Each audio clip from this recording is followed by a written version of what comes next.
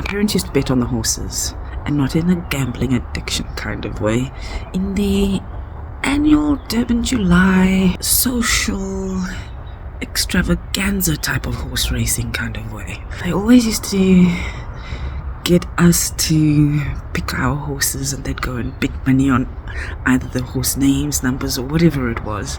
And they always told this story about the one time they had won so much money that we were all rolling around and jumping on the bed on the money.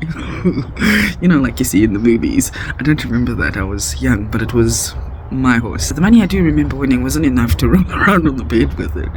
But I have been, I don't want to use the word lucky. I've won some weird shit, man. Like things that didn't even make sense to me. But when you hear my story, my life story, and I've barely even touched the surface on this platform, one could say I'm unlucky. But I feel like, because life is like that, it's balance, duality, that my luck, when I am lucky, is to balance out all of the times I'm perceived as unlucky.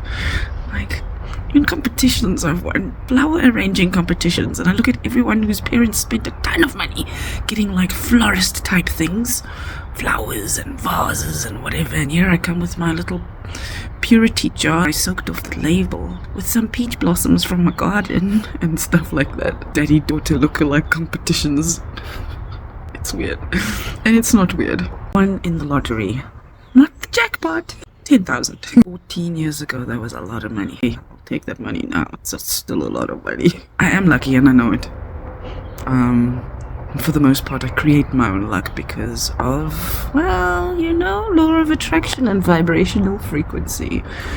That's when I've been more conscious of creating the luck. Durban July is coming up. I would bet.